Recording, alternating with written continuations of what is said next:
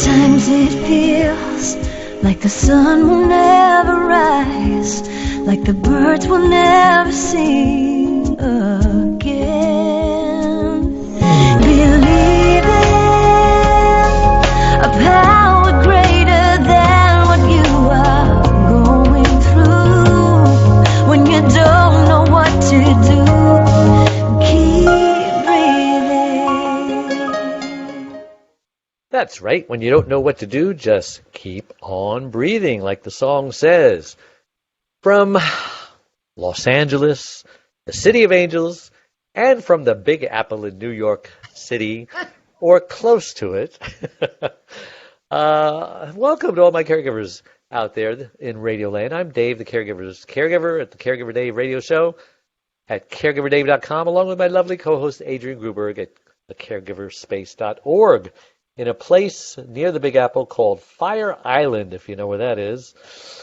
And we are here on live radio, 24/7, numerous syndicated radio and podcasts, 26 global audio and video platforms, including iHeartRadio, iTunes, YouTube, Spreaker, SoundCloud, a whole bunch more. And even it goes off to syndicated Radio Land. In fact, we're proud to be voted #1 caregiver podcast of the top 50 on Player FM. And #2 on FeedSpot out of the top 60, and #2 on caringvillage.com. And we have an exciting show planned for you today, don't we, Adrian? Yes, we do. Yes, we do. Well, you need to sound a little more excited than that. Don't be afraid to reach for your dreams. You don't have to wait until after you've finished caregiving. You can plan and take small steps now. These will reap big benefits for you now and into the future. But before we get started, I want to take this moment to thank my last week's guest, Keona Cox. She's a modern-day Renaissance woman who is loved by Jesus. She's a mother, entrepreneur, author, producer, architect, influencer, innovator, strategist, solutionist, disruptor, and a bridge, and much, much more. And you can listen to that show and all our shows, including this one, on caregiverdave.com and all those other platforms that I mentioned earlier. All right, enough of that. Linley, welcome to the Caregiver Dave Show. We're so excited to have you on. I'm excited to be here, Dave. Oh, good. It's always good when they're excited as well. And I always like to ask my guests, just who is Linley Baker and why was she placed on this earth? Wow, well, I don't usually get asked that. That's why I asked it. I'm an energetic person. I love to learn. I learned one language per decade. I'm a musician. I'm the mother of 6 grown children. I'm an actuary, which is like a mathematical technician for insurance or Social Security. And I'm a daughter, a sister, and a friend. Daughter, a sister, and a friend. Wow, it sounds like a folk song. Well, we're excited to have you on the show because caregivers, I think many of them, their dreams have been robbed from them. They used to have dreams, and now they feel like they're in prison, and their dreams have gone so far away that they're almost impossible to reach. But you're going to change that, aren't you? You're going to tell us how we can hang on to our dreams no matter where we are. So let's start with how to balance your life for your current situation, financially, physically, emotionally, intellectually, which is a great intro because I'm writing a new book that talks about goals, financial, spiritual, emotional, mental, physical, and I know I forgot one, but there's 6 of them. So go ahead and tell us your story. Well, excellent. My story is, I was very busy when I had my 6 kids at home, and when my baby went to 1st grade, I decided to get a master's degree in music performance. And most people thought I was crazy, and maybe I was. And what I expected was I'd enjoy it, it'd be fun, I'm just going to squeeze it in and make it part of my life, because one thing I wanted to do at some point in my life is something big with music, and getting a performance degree in music was, could be that. So I signed up, and I did it part-time, of course, because I couldn't do it full-time. And I was surprised. I found that doing what I loved for a couple hours a day energized me for my caregiving for the rest of my life. And so even though I was a little busier doing the laundry and the care of the kids because I had fewer hours to fit it into, I felt like I was a happier person, a better mother, because I was pursuing my dream. And so this is part of the story that I share in my new book. It's called Don't Be Afraid to Do What You Really Want to Do, Reach All Your Life Dreams. And it really looks at the big picture. It looks at your whole life. And if you get to live a normal lifespan, you probably can fit in something special with all your dreams. Wow, that's a great title to a book, by the way. Thank How long you. has it been on the shelves, so to It's speak? been out about 3 months. Doing well? Getting a lot of Yes, this sales? is great. Good, It's good. available on Amazon so far. Great. And what the the steps for handling a break from your career, the first step is what you just referred to, Dave, is balance your current situation. Because if you don't feel comfortable where you are, you won't have any brain power to be thinking about your dreams or your career return or anything else. You're just in a place of suffering and you're not able Uh, to think about your future and being proactive. So you need to figure that out, and then you will be free to go on to the bigger and better stuff. that's a great point because, most people feel overwhelmed. They don't know where to start. I know I get that way. I'm a clutter person. I don't want to admit it. I'm in denial about it. But, my car or my office will get to a point, and I even paid someone to reorganize things, but it always slowly goes back to the way it was. And the hardest part of getting organized is just knowing where to start, where to begin. So, great advice. So, let's talk about dreams. When reaching for your dreams, you say it feeds your soul and it gives you capacity for the demands the rest of your life. Even the Bible says, without vision or without dreams, people perish, right? I even Yes. think of the Jews in the Nazi concentration camps. There's a lot of survivors. They didn't all die, and the ones that survived, I bet, had a dream that one day they would get out of there. Not that the ones that died didn't have that same dream, but it's so important to have a dream and a vision, isn't it? Oh, it totally is. And I think, as you mentioned the Bible, I think our dreams are God given. I Mm. think that's part of like who we are. Like that, if we talk about our core, that's our inside, our spirit. It's what makes us unique. I remember being in college and looking at the world for the work world for the first time and seeing how we kind of had enough nurses and enough doctors and enough attorneys and enough business people and enough musicians, and it's like, how did we get this balance? And it's like, I think it's planned by God to some extent that we all like different things and in a way that can build a society.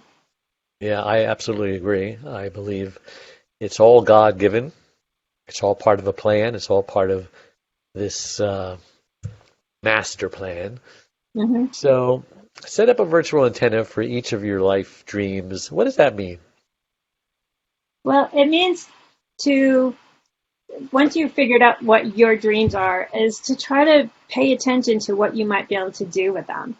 For example, my dreams were motherhood, music, and math.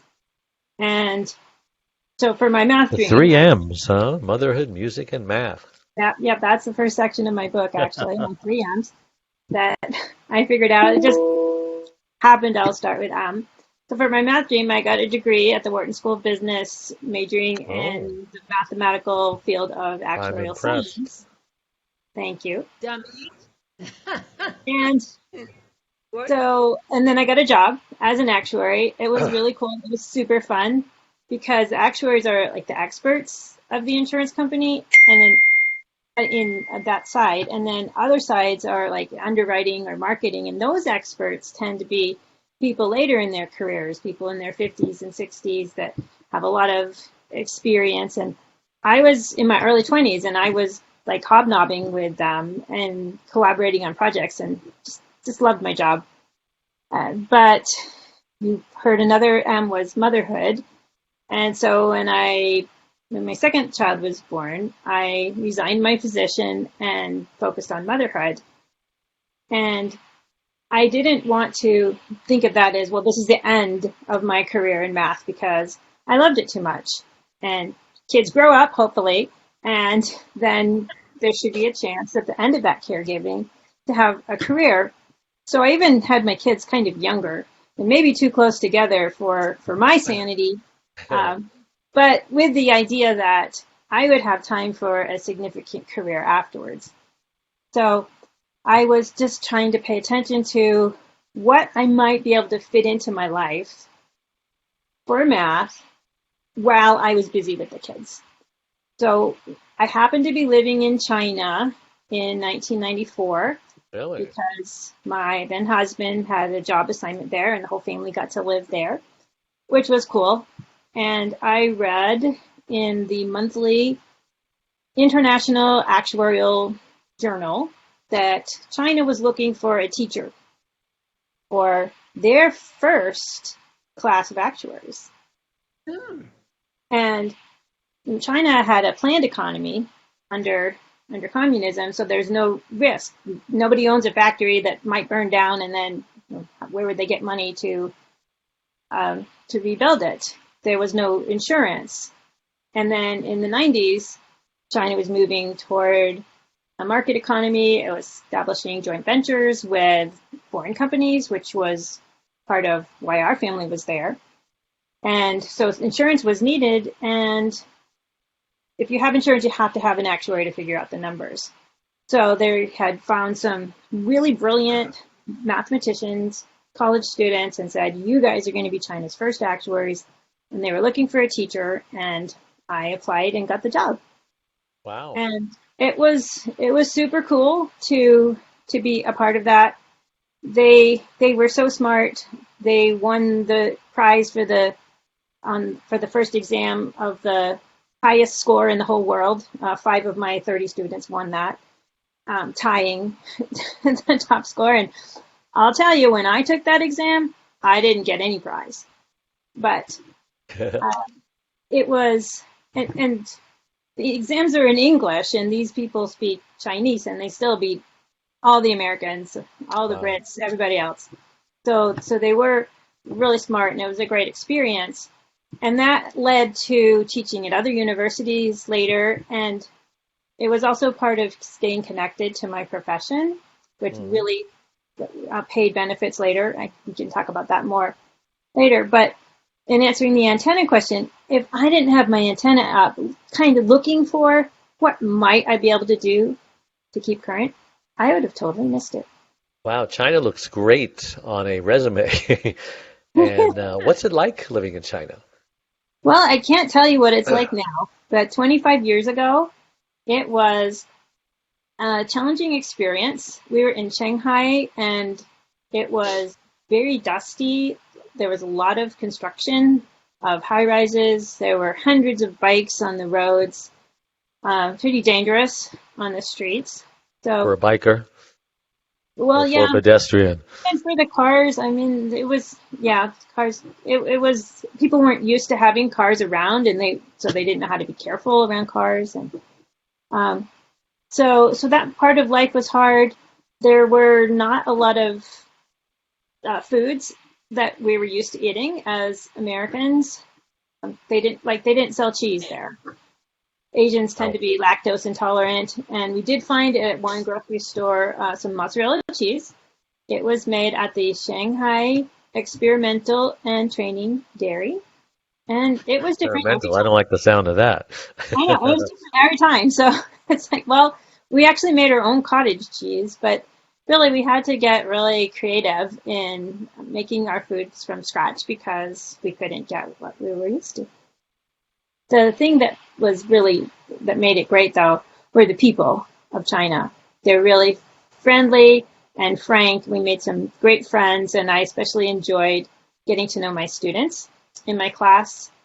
Some of them even let me name them they were looking for an English name, and so I got to name some of them. And so Wow. it was really the people there that made it a great experience. Tell me about the people. Do they know what a place like China that they don't have freedom and everything is planned for them? Do they not know what they don't know? Most of them don't know what they don't know. I did give one lecture in my class called what call it? Lecture on Life, and my censor or my assistant professor, whatever you wanted to call him, actually recorded it and didn't tell me Uh-oh. ahead of time he was going to record it. But Uh-oh. I chose to talk about what leads to death, like smoking and drinking, and even that just statistically men die younger than women and all those things. And they're all backed up with statistics because the Chinese government didn't tell them those things. And I'd read in the paper how somebody had died because he was on lunch break at work, and he was on a dare with another person, seeing how many cigarettes who could My gosh. smoke more cigarettes during lunch. And after like 32, he died from some nicotine reaction stopping his Wow. heart. And it's like, these people don't know. Many of them smoke, and they just think it's an activity. They didn't know that it makes you die younger. So I had done that, and they never complained about the lecture. So I know they had approved it. But I mean, I was careful to make sure I wasn't just giving them conjecture. They don't want people coming into their country just spreading random. Proselytizing, yes. Right. But I could tell them different things. I even told them to be nice to everybody. Yeah. Like the janitor, the secretary, the president of the company, you never know who can help you in your life, in your career. So you should just be nice to everybody. And that was also a different concept. So, so that was a way I tried to have some positive influence there in China while I was there, and helping at least my students understand some of the causes of life and death that we generally understand in Western society that we didn't know. Oh, go ahead, Adrian. I just want to know what you were saying, that kindness was not something that was expressed to them to express to other people. In China, in those days, you just did what you had permission from the government to do. And if you chose to do something different, that was dangerous. Yeah. There was a time that we were in a car going down the street, and we saw an accident, and there was a man in the street that was injured severely. And the people on the sidewalk, there was this one guy on the sidewalk that was thinking he wanted to come help, and everyone else on the sidewalk was saying, don't get involved. So it's not the kind of thing that we see. Or even like at the factory that we built there was a man that was supposed to run a machine, and it broke. So he just stood there for the rest of his shift.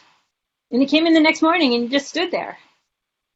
Because he hadn't been told that in addition to running this machine, it was his responsibility to let someone know when it broke. And so the type of training that we had to do for the workers to teach them like an area of responsibility was outside of their experience as Chinese citizens. Wow, that's amazing. I think we should take a break, and then we'll come back, and so we'll be right back. Don't go away. We are a community of caregivers that understands and supports you wherever you are in your journey. We are a place to connect with other caregivers, but more importantly, a place to get practical, actionable help. There are lots of ways for you to get support. First of all, you can download our welcome pack. This will get you started on your Thrive journey. Next, you can ask and get answers to your questions by posting them here in our private Facebook groups. You can also get live online support by attending one of our live weekly Connect webinars. You can get practical, actionable advice by listening to our weekly podcast. You can hear and read other stories about other caregivers' experiences. Plus, add your own in our weekly Share Your Story forum, posted every Tuesday in the Facebook group. You can access essential resources and download practical Thrive Solutions packs, all of which are geared to help you thrive as a caregiver. You get lifetime access to all of our resources. Again, we're here to support you and help you thrive and to enjoy your life as a caregiver. And remember, this is a place to get hope, not just cope. And we're back on the Caregiver Dave Show with my guest Linley Baker and my co-host Adrian Gruberg. You know, they say that the fruit doesn't fall far from the tree. Do your kids have the same passion for math that you do? Well, I have a variety of children, and one of them, about half of them really went into math. One's a high school science teacher. One is getting his doctorate from Johns Hopkins in computers. And one's an RN. But I adopted a girl from China when we were there, and she is more in the soft side of things. She just got her master's degree in human resource management. Wow, so you should be proud of all of them. You know, I have 7 grandchildren, so I beat you by 1, I think. It's, how's the grandchildren? Are they also going in a good direction? Are they old enough to know what's going on? I have just 2 grandchildren, and they're adopted. So it's not the normal grandma experience yet, but they are awesome kids, and I enjoy spending time with them. When I used to live out of state, I did a Monday night video time with them. And this was way before coronavirus, before other people did it. And like I would read to them, and they would read to me, and we'd share what's going on in their lives, so I could be a part of their lives even when I lived far away. I'm sorry, I probably misheard you say 6 grandchildren. You probably said 6 children. Is that what it was? Yes, I have 6 children and 2 grandchildren. Okay. That's quite a load. So, you know, so many caregivers are not sure about calling caregiving a dream, but there are people actually out there who have the burden, maybe the burden's not a good name, who have the desire to care for someone, you know, and maybe that's why they go into professional caregiving, you know, paid caregivers. But after a while, they soon realize that, you know, it's not all cherries and plums and pudding, that it's hard. What do you have to say about having a dream like that maybe it doesn't have to be your only dream? You can have multiple dreams, right? Yes, I think most people have like 2 to 4 dreams. I've never met someone who only has 1 dream, although it's possible. I think the caregiving dream is often not your whole dream. So you might have a parent that you love, children you want to care for, a child with extreme needs that takes a lot of your time. But you can enjoy meeting their needs and feel fulfilled that you're helping them have a good life. And so that's definitely something that can be enjoyed. But usually you also have other dreams. Like when I was caregiving for 6 young children and I had my music dream, then I found that I was a better person working on more than 1 dream at the time. I mean, my plate was full without doing anything other than taking care of 6 kids. But I found a better life by working on my dreams too. So how can you guide someone like a caregiver to think of a dream? Maybe they don't have a dream. Maybe they never had a dream, or maybe their old dreams seem too far away. What's your advice for them? I teach a 3-week class called Identifying Your Dreams, and we start by looking at everything that they've enjoyed from childhood. And maybe it was horseback riding, pottery, a course in anthropology, not necessarily their major, just anything that they enjoyed. And as they go through those memories, often it triggers something like, hey, that was really energizing to me. That was something that brought me joy, Uh-huh. and I would really like to do that kind of thing again.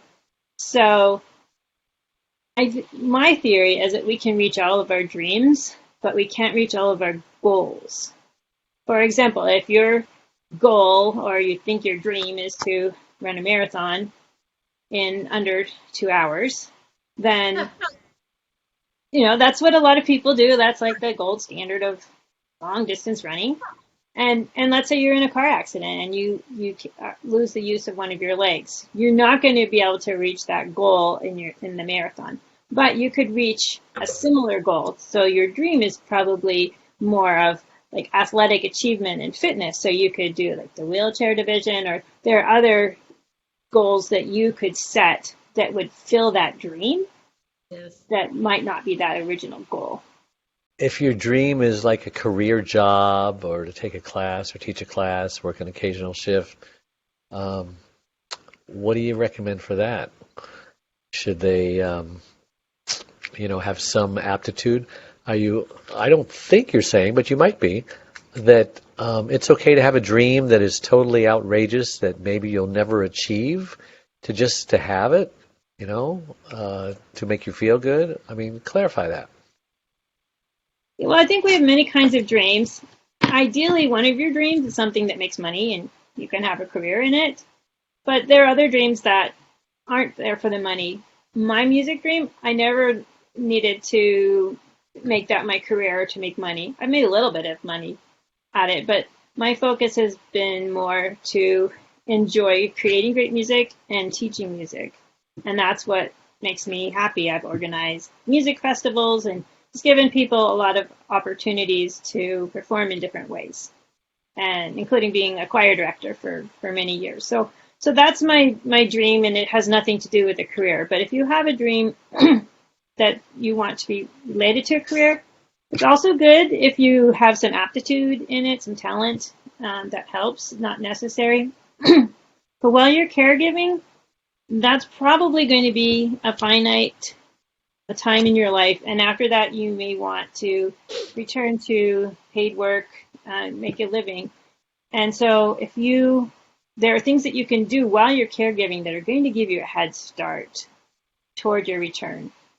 So let's say you want to go back to the same job you had before, then you want to stay current somehow. You could take a class, you could teach a class, you might volunteer in that field, you might do a shift once or twice a month. Just something very, very part-time, but that will keep you connected.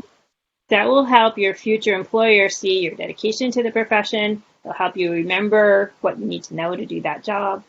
And so that's something, excuse me, that you can do to prepare while you're super busy caregiving to have a successful return.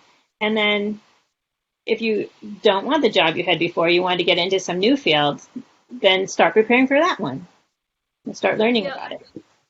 I think you can just plan also.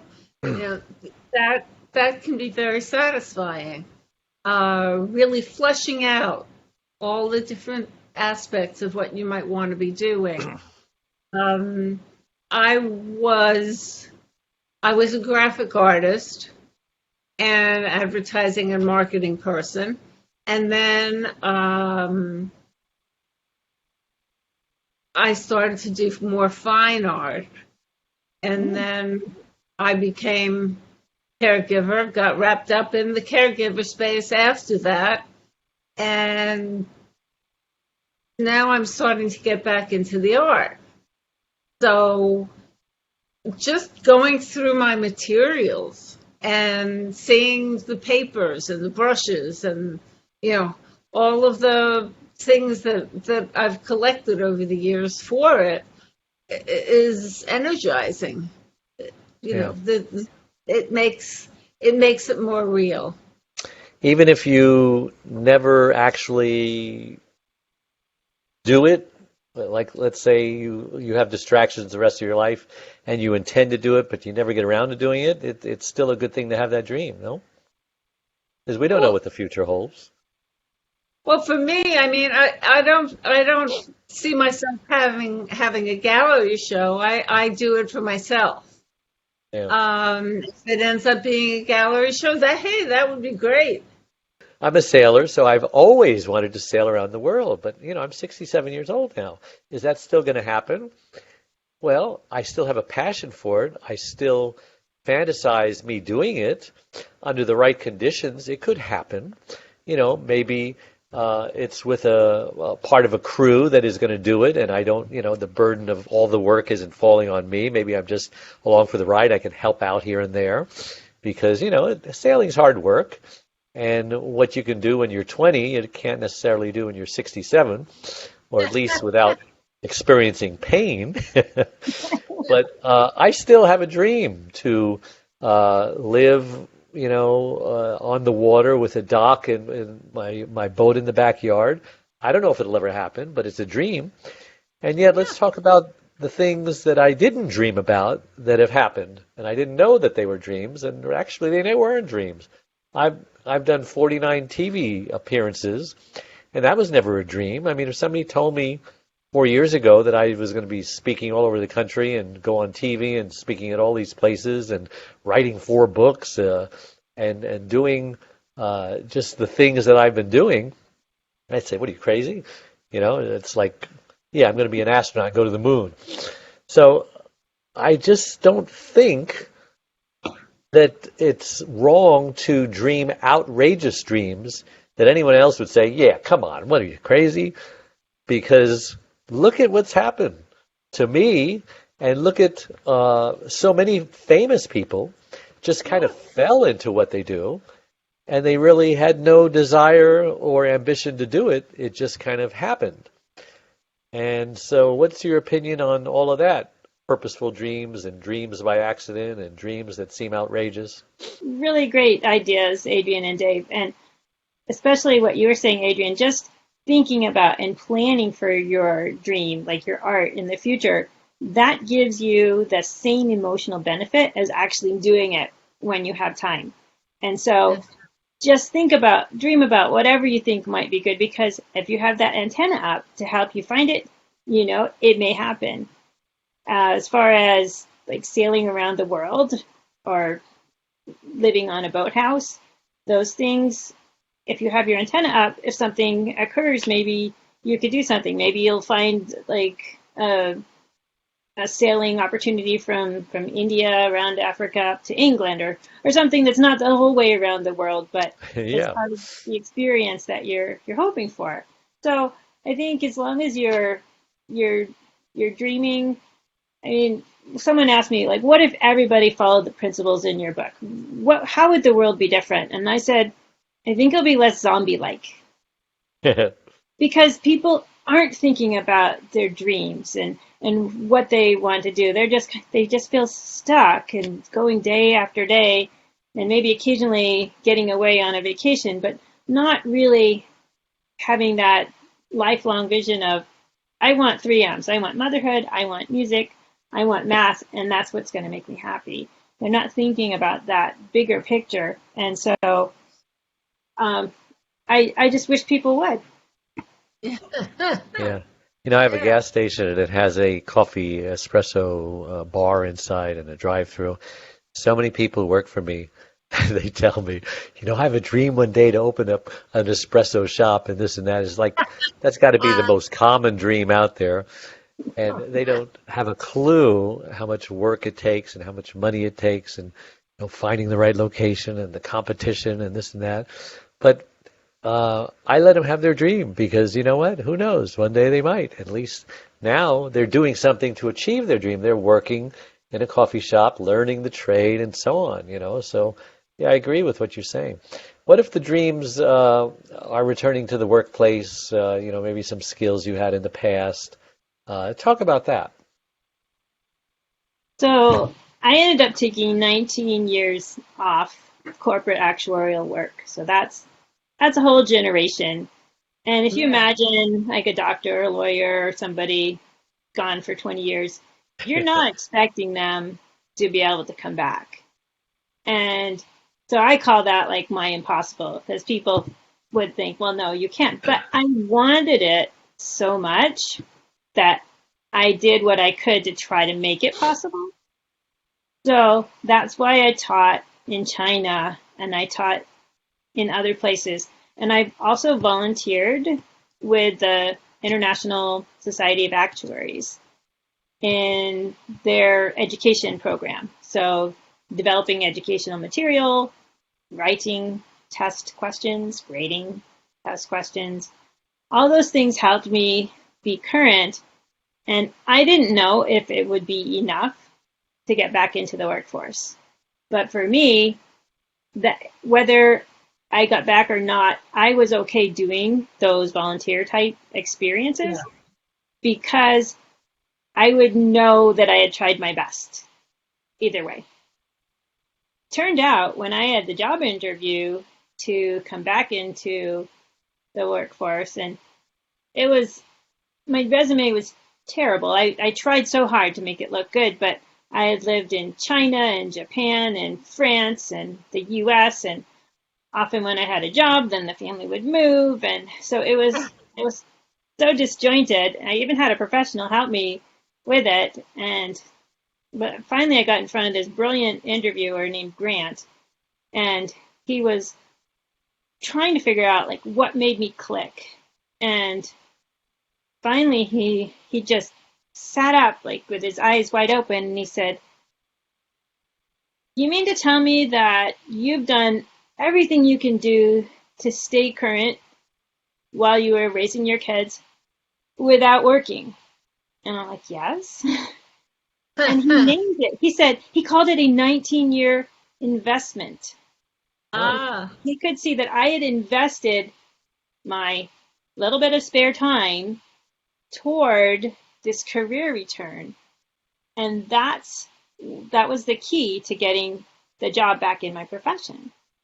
And then we started talking about, well, what do you still not know that you need to catch up on? And we worked on that. They gave me a job, and he promoted me in 7 months after that. And it was so great because I learned that staying current was so key to coming back. If I had raised my kids and then gotten bored and say, what shall I do with my time? And then decide, hey, maybe I could work as an actuary again. I did that 20 years ago. And it would not have worked. No, it wouldn't have shown dedication to my profession. Were there computers and all sorts of new things that you needed to learn that you needed to stay on top of? Computer programming in general is something to know, and that didn't change, although the software did change. So I had to take a new Excel class and some things like that. I remember thinking about, like, I wonder what calculator I'm going to get before my first day of work. And then they gave me all my stuff, and I was in my cube, and I'm like, there's no calculator here. And so I realized, I guess maybe they just use their computers now. Okay, well, there's something else to learn. So there was that, and then there was just so many things had changed. I felt like I have a whole chapter called Stupid Questions. And being an intelligent person, doctoral level education, speaks several languages, and I had to ask these questions. I thought, like anybody in their 20s would know this if they'd been to college, like maybe even in any major. It was just so embarrassing. It's like, how can I ask this question? But I had this conversation with myself. I don't know this answer. I need to know this answer to do my job. This is a really stupid question. And going back and forth. And finally, I set a rule for myself so I could live with it. I made a list of my questions, and I decided I could only ask a certain stupid question once. So it means I had to understand the answer, document it, so I wouldn't have to ask again, because that would have been like mortifying. You need to have Google answer all your stupid questions. There's no Google yet. Well, I mean, sometimes I could Google things, but some of the things weren't. So you had to pick who you wanted to ask. Yeah, well, I had a supervisor, and he you got stuck with my questions, and but it didn't take very long. Grant and I had talked about it might be about 4 months for me to get up to speed, and really it was less than 2 months, and I was able to really contribute. So if you are going to be coming back to the workforce after a caregiving break, you need to expect that there will be some things that you need to catch up on, and you might have to work a little harder, get used to something different, ask some questions, but it's just very temporary. That's just part of the transition, and then you can be back into the job you love. It reminds me of that movie that Robert De Niro did. He was like a 75-year-old guy, and he went back to work in the office, and I don't remember the name of it. It was a good movie. What were you going to say, Adrian? I was going to say, sometimes when you're re-entering the workforce, it's okay to take a position that's lower than the one that you have in mind, that's attached to it, and work your way up. Which is also what I did. That's the way to learn the things that you missed. Right. If they can't prepare too much pressure. So it's taking yourself down a rung, but necessarily. Yeah, and you're setting yourself up for success. Yes, definitely. Yeah. And everybody wants to be happy. That's what we're all striving for, is happiness. But this seems to be a really secret on how you can become happy, because happy people usually are content, and they're usually satisfied because they're living their dream, right? You ever hear it say, I'm living my dream. And so talk about that, how dreams and happiness is really connected to each other. Well, I think it's going back to our inner core, like who we're meant to be, or who we're happy being. One person I heard described your dream as whatever brings you pure joy. It's like, right. What do you do when you can do anything and you don't have to do anything else? And so, or your passion, right? Your passion, pure joy. What? And so, for some people, I mean, it's different for everyone. For some people, horseback riding is pure joy. They just can't wait to get out there and go along the trails or off the trails, and for other people, it'd be misery. You know, they might even know how to do it, but just not enjoy it. And so that's why we're all so unique. And we need to learn what we love to do and bring our passion to those things. And passion can come from those things too. Yeah. Well, we're going to take another break, and then we'll wrap it up. So we'll be right back. Don't go away. Anytime we suffer loss, we grieve. And a lot of people don't realize what even the grief process is. But it could be 5 to 7 steps, ranging from denial, I don't believe this is happening, anger, oh my gosh, I'm so upset this is happening, to a form of bargaining, how can I get out of this, to depression, which is a very serious thing because that often leads to suicide. And then finally, after you realize you have no more control over your situation, and you're totally okay with the new normal that it brings, that wonderful, wonderful place called acceptance.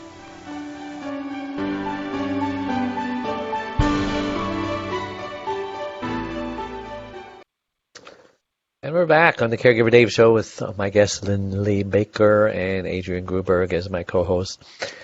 So what have I not asked you yet that you'd like to cover as we wrap this up? Well, I want to cover the third key to a successful return to the workforce after caregiving. The first was getting comfortable with your situation. The second was staying current in your field. And the third one is translating skills you may have gained during your work break that can help your future employer. So if you're caregiving, you know about dedication to a cause. You know how to get things done. I mean, you have to take care of that person 24/7 or make sure someone else is. You know how to